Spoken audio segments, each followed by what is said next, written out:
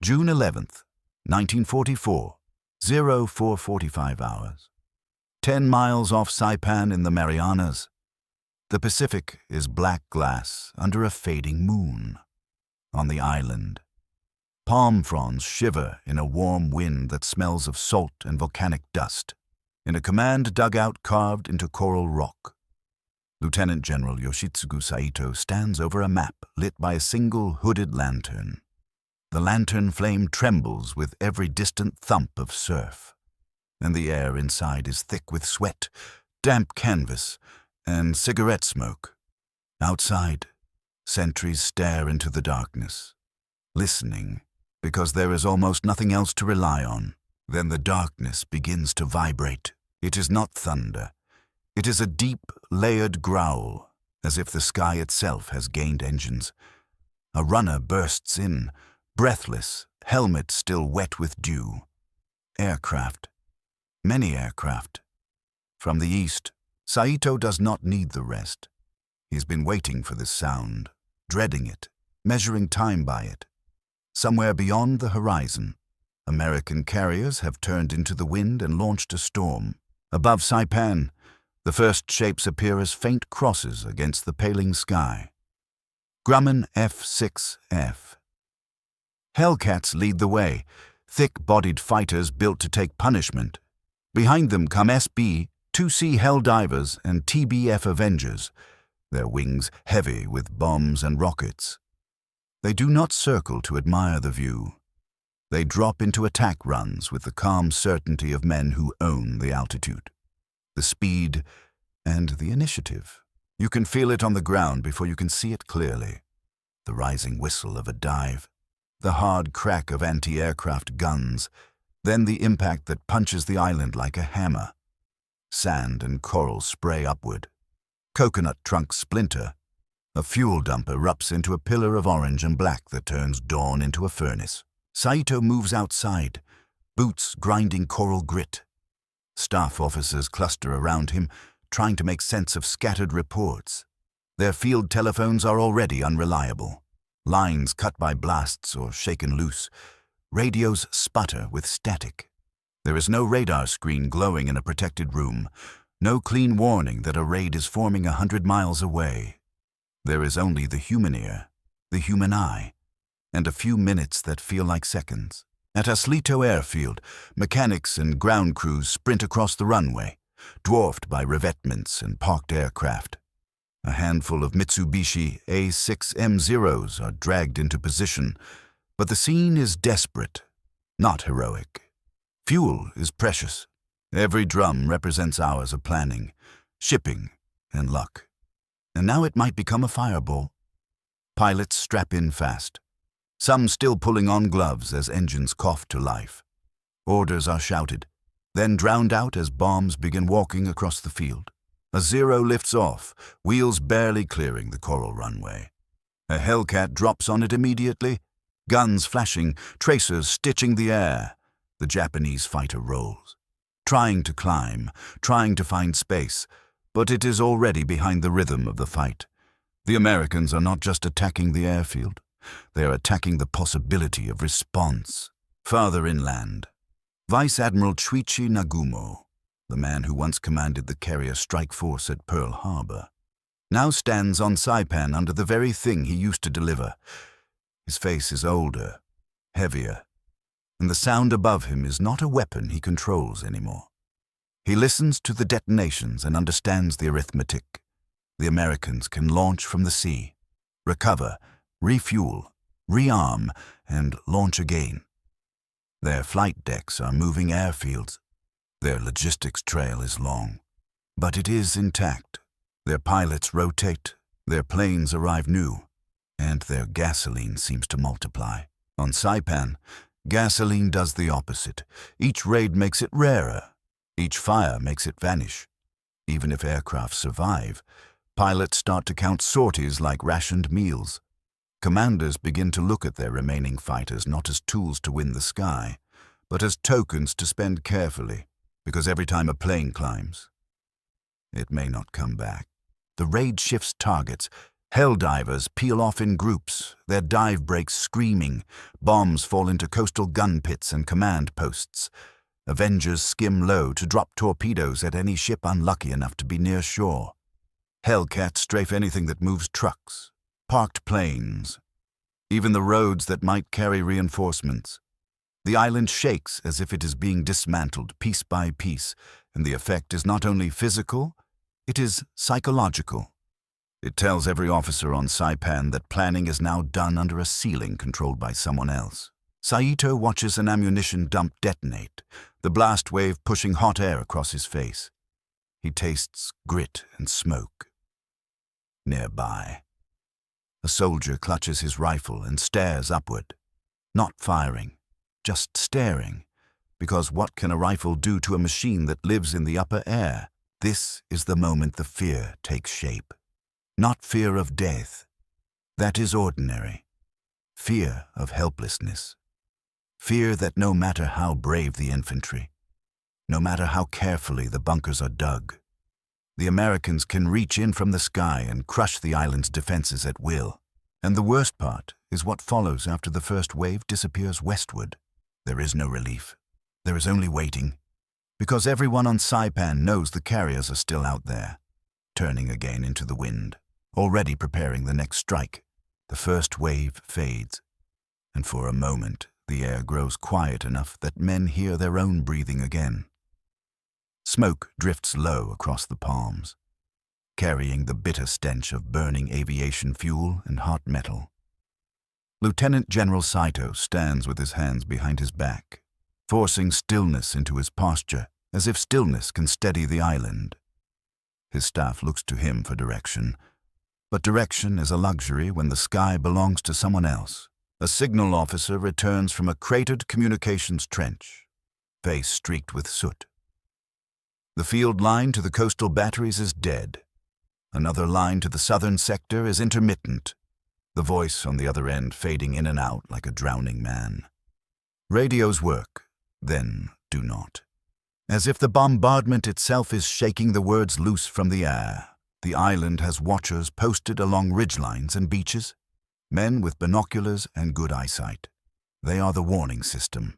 No rotating antenna, no scope, no clean track that says the next strike is forming at 90 miles.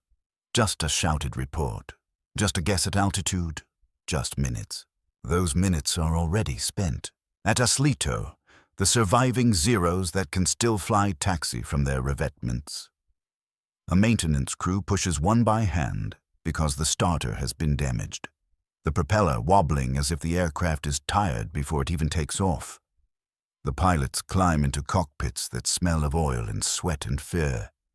They have orders to intercept, but what does intercept mean when the enemy chooses the time and the direction and the height? Fuel is the quiet enemy inside every plan.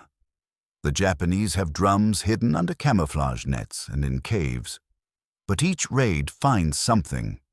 Each raid turns gasoline into fire. Each sortie burns a portion of what remains. A pilot in the cockpit can feel the dilemma in the way the ground controller speaks. Do not climb too high. Do not chase too far. Do not waste fuel.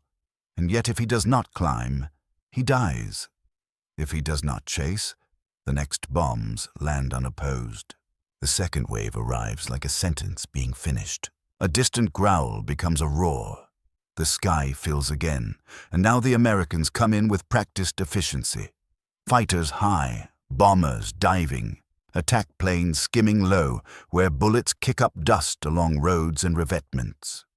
Anti-aircraft crews open fire, muzzle flashes blinking in the smoke, but the guns are scattered.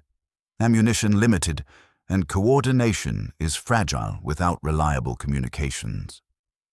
A few shells burst near the attackers, black puffs against blue, but most explode too low, too late. Saito watches a Hellcat roll into a strafing pass and feels a cold truth settle in his stomach. The Americans are not simply better equipped, they are better supplied. They can afford to be aggressive because their losses are replaced. Their pilots are trained in a system that keeps producing new ones.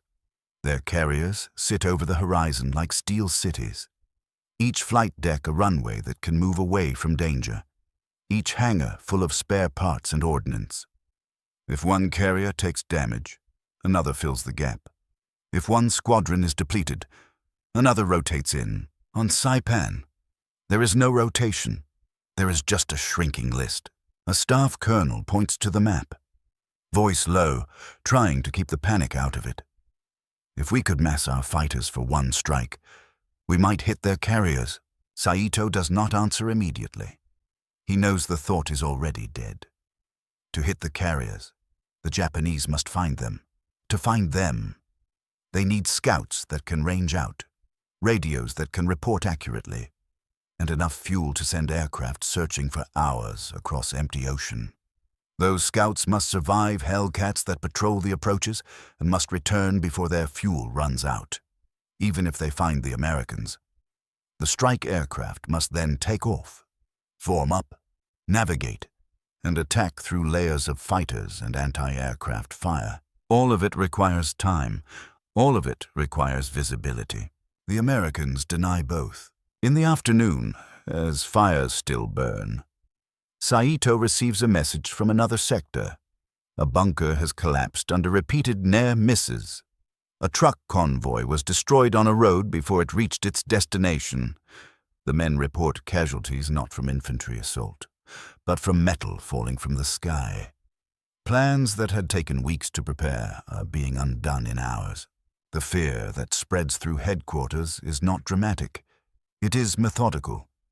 It takes the shape of officers lowering their voices, of maps being redrawn again and again, of couriers being sent because radio is unreliable, of pilots being asked to do the impossible with half the fuel and twice the enemy. And behind the fear is memory. Many of these men remember 1942, when Japanese aircraft once ruled vast stretches of ocean.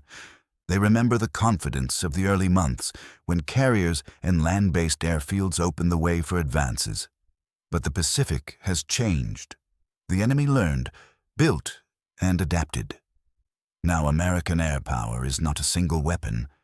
It is a network. Carriers strike from the sea. Heavy bombers come from distant bases and keep coming, day after day. Their crews sheltered by logistics that stretch back to factories and refineries. Forward airfields appear on islands that were once dots on charts, carved from coral and jungle by engineers and bulldozers. Each new strip becomes another launch point, another set of fighters that can patrol longer, another set of bombers that can reach farther.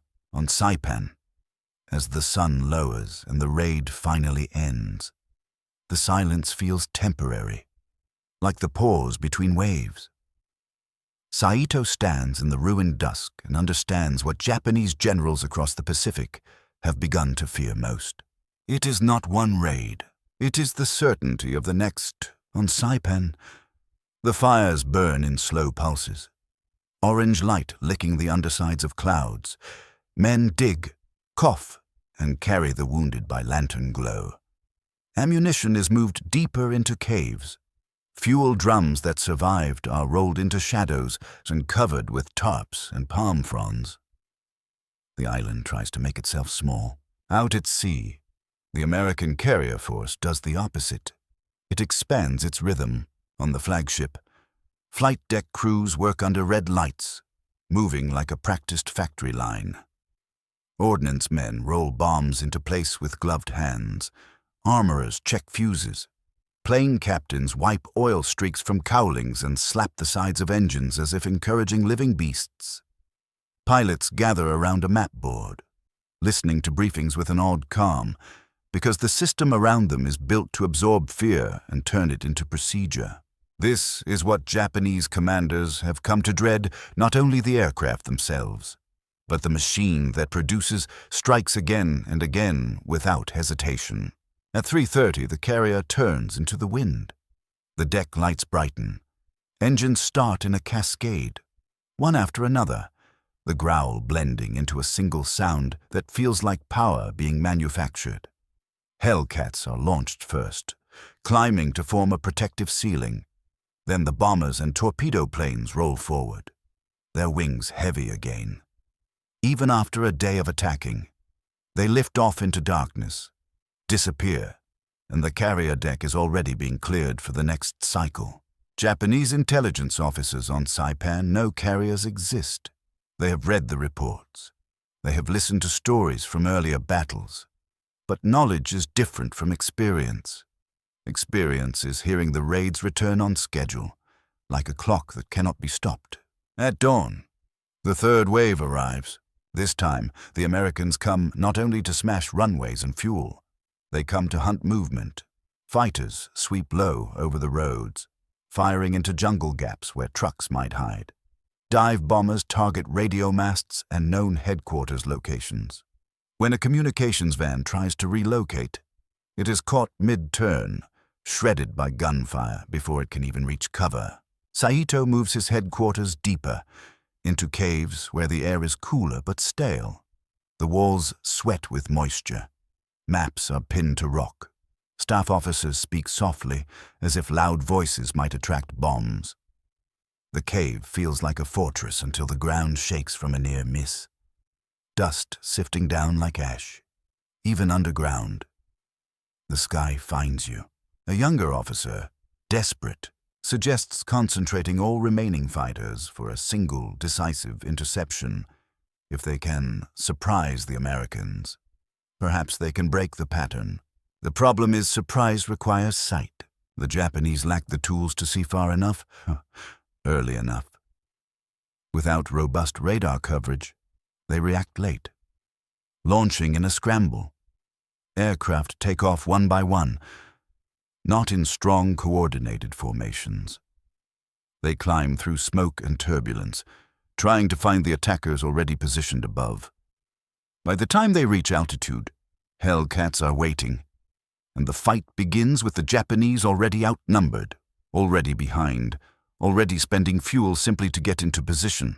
A Zero pilot, face tight behind goggles, sees the Americans first, a line of Hellcats above him, sun glinting off wings. The Hellcats dive, guns firing. The Zero turns hard, trying to use agility, but the Hellcat is fast and stable.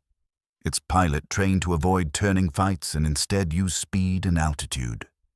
The American climbs away, then dives again, repeating the motion like a hammer. The Zero pilot watches his fuel gauge drop.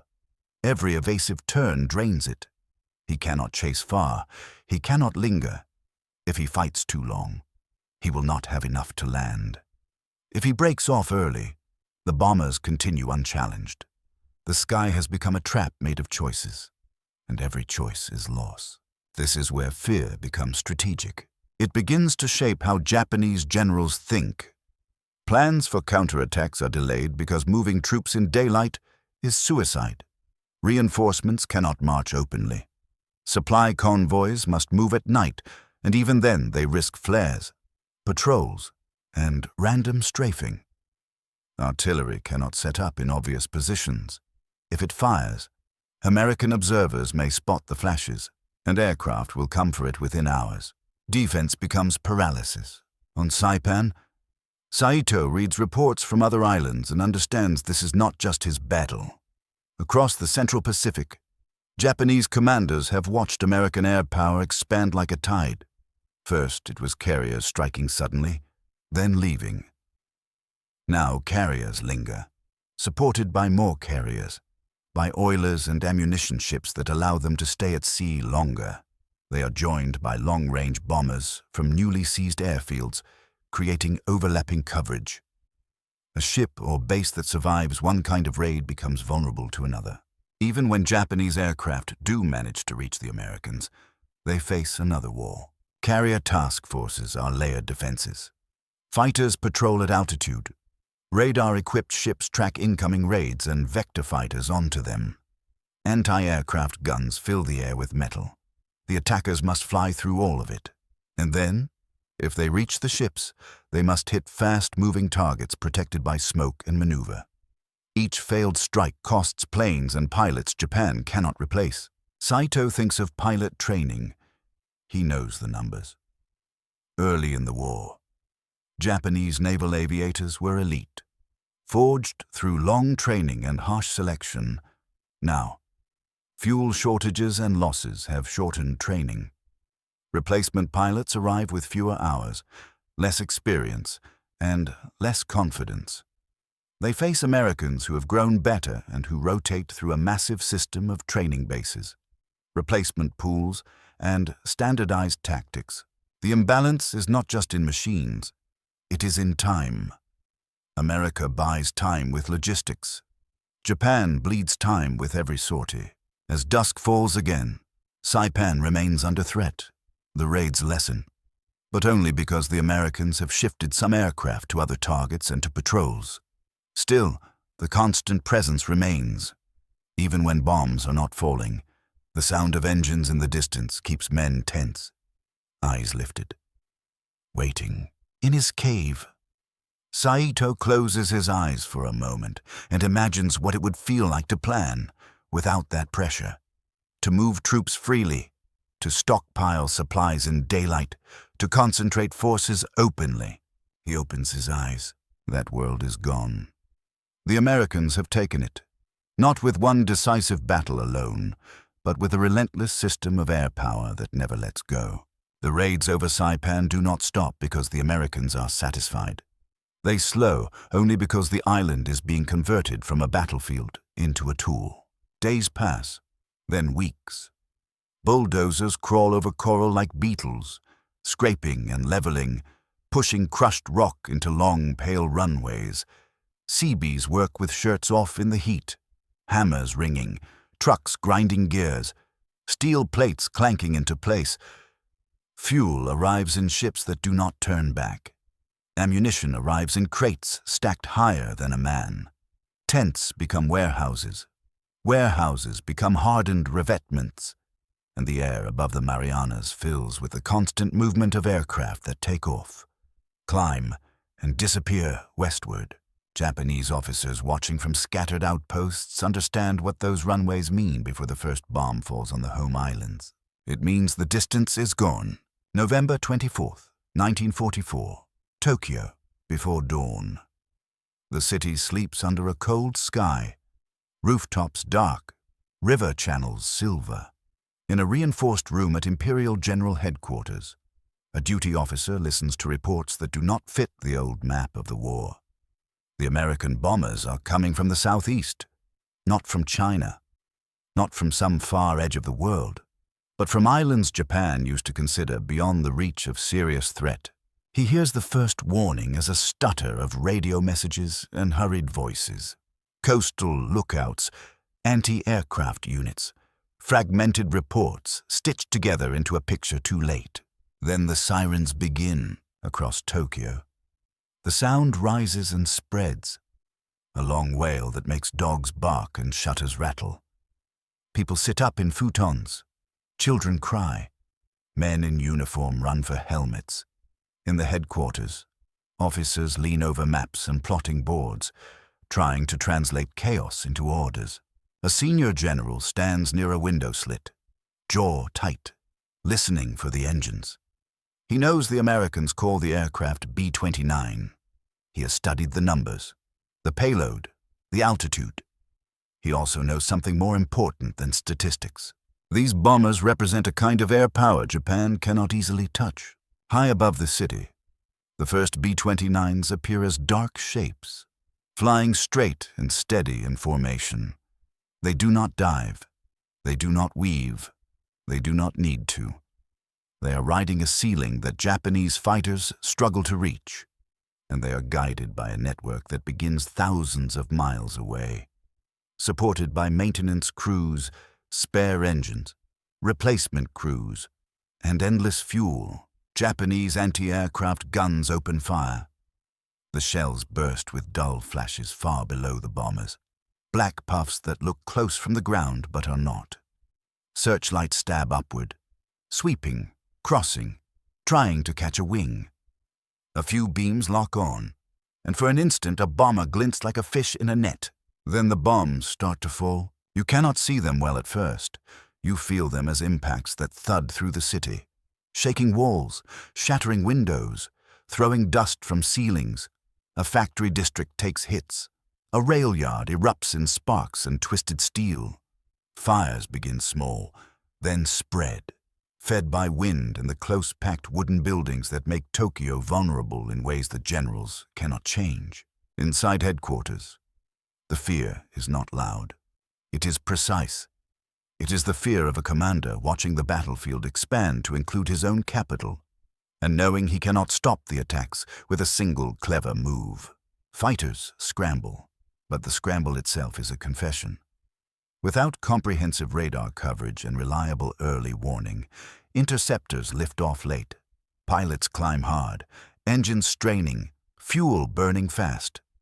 The climb is the enemy now. Every minute spent climbing is a minute the bombers continue unmolested. Even when a fighter reaches altitude, it meets problems stacked like walls. The B-29 is armed. The formation is disciplined. The bomber stream is large enough that individual pilots feel swallowed by it, and the Japanese pilot is always watching his fuel gauge, always counting the minutes he can stay aloft before he must descend, and hope the airfield is still there. Fuel has become the quiet axis of the war. Refineries are threatened. Shipping lanes are strangled. Training flights are reduced. Replacement pilots arrive with fewer hours and less confidence, thrown into battles against machines that seem designed to outlast them. American air power now comes in layers that overlap and reinforce each other. Carriers still roam the Pacific like moving airfields, striking anywhere the fleet can reach. Forward islands become permanent launch points, each one closer than the last, each one extending the reach of fighters and bombers. And now, from the Marianas, heavy bombers reach Japan itself, turning the home front into another front line. Japanese generals feel the trap tightening. Every defensive plan depends on moving supplies, repairing damage, shifting forces, building fortifications, and preparing counterattacks. But air power punishes movement. It punishes visibility. It punishes time. In Tokyo, the raid ends and the bombers vanish back into the dark westward sky. But the city remains awake, lit by scattered fires and the flicker of emergency lamps. The general in the headquarters does not celebrate survival. He calculates what this means when it happens again tomorrow, and the day after that, and the week after. He realizes the Americans do not need to conquer every inch of territory to break Japan's ability to fight. They only need to keep owning the sky. The sky stays American, and Japanese strategy begins to bend around that fact like metal under heat. October 20th, 1944. Leyte, Philippines. Morning light creeps over the coastline, revealing a sea crowded with shapes that look unreal in their number. Landing ships, cruisers, destroyers, and far beyond the horizon. The carrier groups that keep the air alive with engines. On the island, Japanese officers peer through binoculars from jungle cover, trying to judge where the main blow will fall. Their radios crackle with messages from Manila, from Luzon, from scattered airfields that still exist on paper. At a forward command post, an army general listens to reports that never form into a clean picture. Aircraft have been spotted, but from where, how many, which direction, how long until they arrive? The answers come late, if they come at all, without reliable radar coverage and with communications battered by raids. Every warning feels like a shout after the door has already been kicked in. The American fighters arrive first, as they always do. F-6F Hellcats, F-4 U Corsairs, P-38 Lightnings from newly captured strips. Their profiles sharp against the sun. They sweep ahead of the bombers, hunting anything that climbs. When Japanese fighters take off, they do it in fragments. 2 here, 3 there, climbing hard while the enemy is already at altitude, already positioned like a hand over a candle flame. On the ground, the effect is immediate. Trucks that attempt to move supplies inland are hit on the roads, turned into burning obstacles that block everyone behind them. Artillery crews are forced to hide their guns under netting and foliage, then wait for darkness to roll the pieces forward by hand.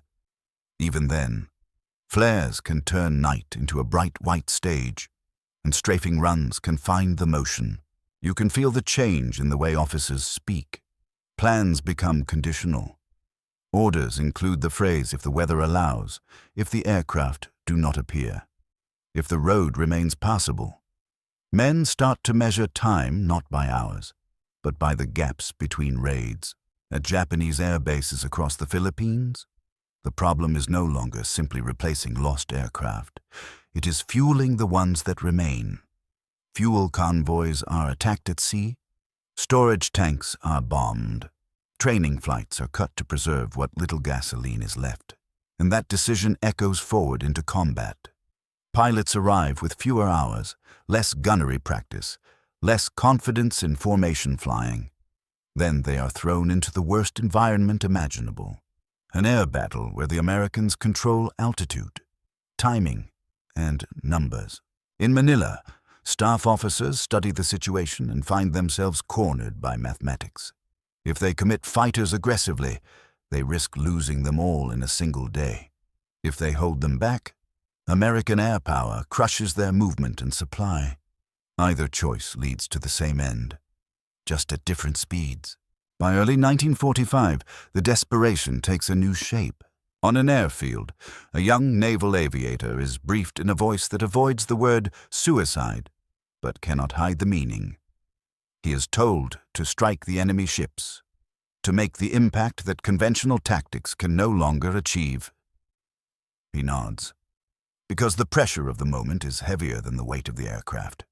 His plane carries a bomb, his fuel load just enough for one way if the navigation is kind. When he takes off, his runway is pocked with craters, his engine is loud in his ears. Above him, the American combat air patrol circles like hawks. Kamikaze attacks frighten American sailors. But for Japanese generals, they are also a confession. They are proof that Japan no longer expects to win control of the air, only to trade lives for moments of disruption, and even those moments are being contained. American carriers layer defenses with radar-guided fighter direction, constant patrols, and ships bristling with anti-aircraft guns.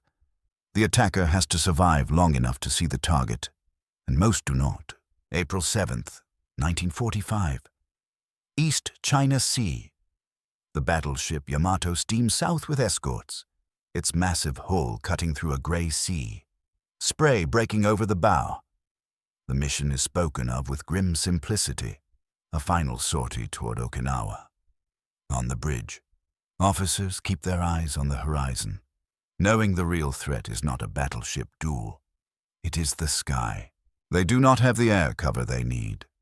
They do not have the fuel to support a prolonged operation. They do not have the radar network to keep them informed of distant carrier strikes. They have steel, courage, and an ocean that offers no concealment. When the American aircraft arrive, they come in waves that feel endless. Hell divers dive, Avengers skim low, fighters strafe the decks to suppress gunners. Bombs and torpedoes hit in patterns designed to break a ship apart. The sea around Yamato erupts with white columns of water and black smoke.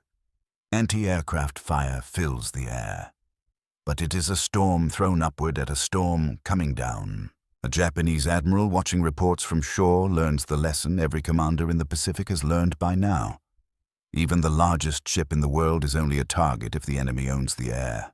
Okinawa becomes the final proof. Japanese ground forces dig in deep.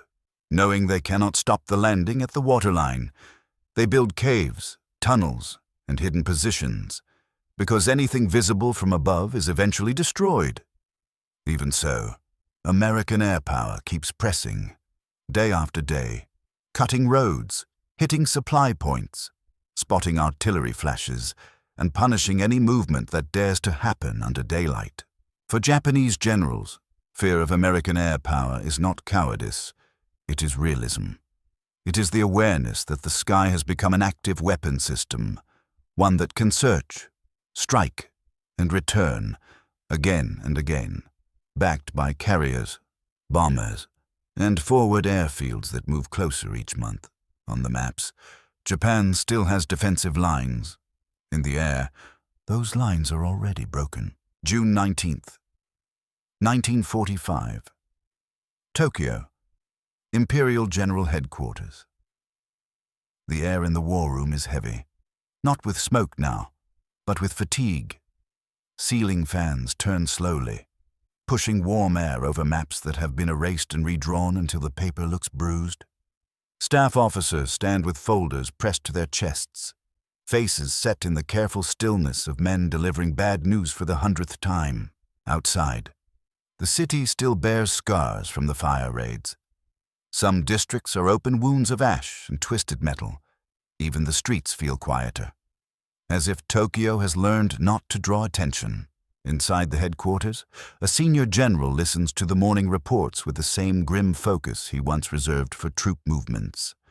Now the most urgent questions are not about divisions, but about sorties, fuel, and runways. How many fighters can climb today? How many can be fueled? How many pilots are trained enough to hit anything? How many airfields are still usable after last night? The answers shrink each week. In a separate room, an operations officer spreads aerial photographs across a table.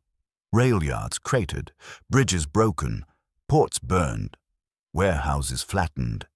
This is not just bombing for destruction, it is bombing for paralysis. When a rail line is cut, an army cannot move its ammunition.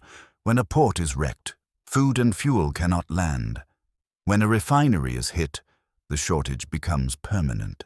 A young staff captain speaks too quickly, as if speed might change reality. We can still concentrate forces for Ketsu-go.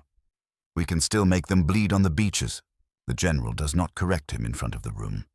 He lets the words hang, then points at the photographs with a pencil. How do you concentrate forces? He asks quietly. When every road is watched from above. That is the fear in its simplest form. You can have men, you can have rifles. You can even have courage in abundance. But if you cannot move, you cannot choose the battlefield. If you cannot move, you can only wait. American air power has become a net thrown over the home islands. From the sea, carrier aircraft range along the coasts, striking airfields and shipping, appearing where the defenders least expect. From forward bases seized one by one across the Pacific, bombers and fighters lift off daily. And now, from Iwo Jima, long-range escorts reach deep into Japan, walking alongside the bombers like guard dogs that do not tire. The Japanese early warning system is thin, fragmented, too often blind. Some radar sets exist, but coverage is uneven, equipment unreliable, and integration incomplete. A warning might come, then vanish into static. Even when it works, it buys only minutes. Minutes to scramble aircraft that may not have fuel. Minutes to climb through layers of altitude where the Americans are already waiting.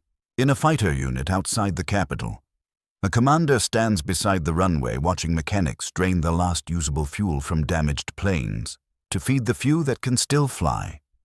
The air smells of gasoline and sun-baked rubber. A pilot approaches, helmet in hand, eyes hollow. He is younger than the war now. He has fewer training hours than the veterans who died in 1942.